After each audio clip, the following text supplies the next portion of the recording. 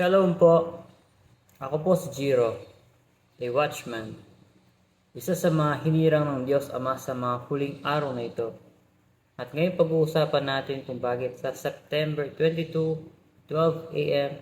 darating ang Panginoong Jesucristo at magaganap ang rapture at ang mga bagay na mangyayari pagkatapos ng rapture. Ngayon simulan natin sa Acts 2 verse 17 at 18. In the last days, God says, I will pour out my spirit on all people. Your sons and daughters will prophesy. Your young men will see visions. Your old men will dream dreams. Even on my servants, both men and women. I will pour out my spirit in those days and they will prophesy. Ngayon po kung nararamdaman nyo nasa mga huling araw na tayo. Huling mga araw na tayo. Huling taon. Mga huling months, weeks. Sana na-realize nyo na natutupad na ang kasulatang ito. Acts 2 verse 17 at 18. Ngayon, lumako naman tayo sa Matthew 34:43. But understand this, that if the good man of the house had known in what watch the thief would come, he would have watched and would not have suffered his house to be broken up. Who is the thief? Jesus said in Revelation 16 verse 15, Behold, I come as a thief. Jesus is the thief in Matthew 24:43. Magbibigay po ako ng konting interpretation. But know this, that is the good man, the watchman, the owner of the house, had known in what time the thief, Jesus, would come, he would have watched and would not have suffered his house to be broken up. Naiintindihan niyo po mga kapatid? Next verse. Sa 1 Thessalonians 5 verse 2. For yourselves know perfectly that the day of the Lord so cometh as a thief in the night. In the night. Nakasulat doon, in the night. Hindi in the afternoon, in the morning, in the sunset. No. Nakasulat doon, in the night. Next verse, 2 Peter 3 verse 10. But the day of the Lord will come as a thief in the night. Remember, in the night. Not in the morning, not in the afternoon. Not in the sunset. In which the heavens shall pass away with great noise, and the elements shall melt with fervent heat. The earth also and the works that are therein shall be burned up. Next verse. Luke 17 verse 34. I tell you, in that night, there shall be two men in one bed. The one shall be taken, and the other shall be left. At sa Matthew 25, verse 6, And at midnight there was a cry made, Behold, the bridegroom cometh. Go ye out to meet him. And nandiyan na yung pinaka main clue eh. And at midnight, hating gabi. Pag sinabing midnight, 12. 12 po magaganap ang rapture. 12 midnight. There was a cry made, Behold the bridegroom. Who is the bridegroom? Jesus is the bridegroom. Go ye out to meet him. Main utos po na lumabas kayo ng bahay. Kaya dapat lumabas talaga kayo ng bahay sa September 22. Go ye out to meet him. This verse proves and supports that Jesus will come in the night as a thief and as a bridegroom. Mary gave birth to Jesus in the night. You can read it in Luke 2. Basahin niyo po ng maigi yan.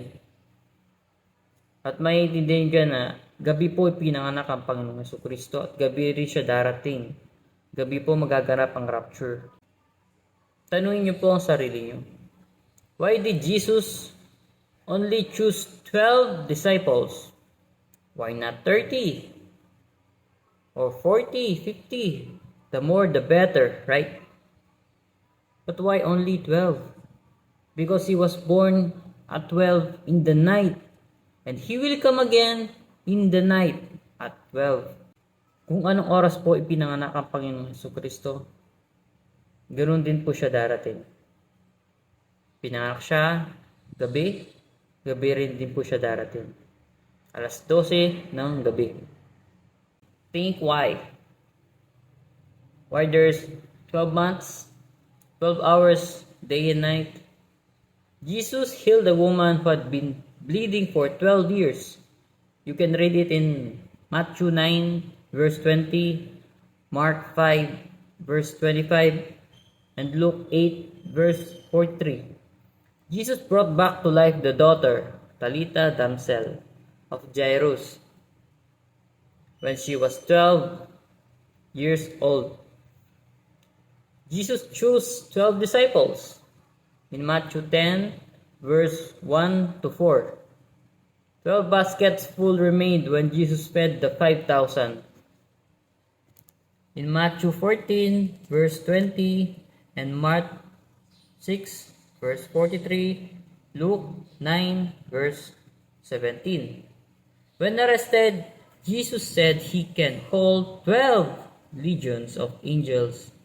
In Matthew 26, verse 53. Jesus was 12 years old when he was found in the temple. In Luke 2, verse 40 hanggang 43. Jacob had 12 sons. In Genesis 35, verse 22. The high priest's breastplate had 12 rare stones embedded in it. In Exodus 28, verse 15 to 21. Elisha built an altar with 12 stones. In 1 Kings 18, verse 31. Elisha was plowing with 12 oxen when called by Elijah. In 1 King 19, verse 19. 12 cakes of bread were to be placed in the tabernacle. In Leviticus 24, verse 5. In Revelation 7, verse 5 to 8, the servant of God sealed 12,000 of every tribe of Israel. In Revelation 12, verse 1, and there appeared a great wonder in heaven, a woman clothed with the sun and the moon under her feet, and upon her head a crown of 12 stars. In Revelation 21, verse 14, and the wall of the city had 12 foundations, and in them the names of the 12 apostles of the Lamb. In Revelation 21, verse 16, 12,000 furlongs, the length and the breadth of and the height of it are equal. In Revelation 21, verse 12, it had a great high wall with 12 gates, and with 12 angels at the gates. On the gates were written the names of the 12 tribes of Israel. Revelation 22, verse 2, in the midst of the streets of it, and on either side of the river, was there the tree of life which bare 12 manner of fruits. Ayan po, nakita nyo naman, ang dami mga Bible verse na tumutukoy sa 12. Ang dami po mga hidden clue na nasa Biblia. 12 midnight po. magaganap ang rapture. The rapture will start from east going to west. In Matthew 24 verse 27, for as the lightning cometh out of the east and shineth even unto the west, shall also the coming of the Son of Man be. From east, papuntang west. From right to left. From here to there. At 12 midnight. In Matthew 24 verse 31, and he shall send his angels with a great sound of a trumpet, and they shall gather together his elect from the four winds, from one end of heaven to the other, from east to west, from right to left, from one end of heaven to the other end. So magsisimula po ang rapture sa eastern country papuntang western country. 12 midnight in the New Zealand. So kapag 12 midnight sa New Zealand, magaganap ng rapture doon. At 11 in the night naman sa Queensland, Australia. So merong ilang minuto ang pagitan sa New Zealand at Queensland, Australia. At mula sa Queensland, Australia at sa Pilipinas, meron din pong ilang minuto o isang oras ang pagitan. Pag naganap po ng rapture sa 12 midnight sa New Zealand, magaganap naman po sa 12 midnight sa Queensland, Australia, 12 midnight in the Philippines. Hindi eksakto hindi eksakto 12. So sabihin niya natin 12 in the Luzon, 12:05 in Visayas, 12:10 sa Mindanao. So, hindi ko po alam paano yun From east to west sabi kasi at 12. Papunta po ng from eastern country to western country. So, ayan naman. Thailand, China, Myanmar, Bangladesh, 12 in Nepal, then India, Pakistan, Saudi Arabia, Egypt, Brazil, Colombia, 12 in the US, Canada. Pero sabi ko sa inyo, hindi eksaktong 12. Pwede sa lugar niya, dumating siya ng 12:05, 12:10, 12:15, 20, 12:30. Why the rapture would happen in the month of September? Jesus was born in September. September 22. Yun po talaga ang totoong birthday ng Panginoon Jesucristo. Hindi December 25. Generally speaking, ang babae po ay magbubuntis for 9 months. Jesus was born in September 22, 12 a.m. At darating din po siya at magaganap ang rapture sa September 22, 12 a.m. Kung kailan po biyanag ang Panginoon Jesucristo sa kanyang birthday, tuloy po siya darating.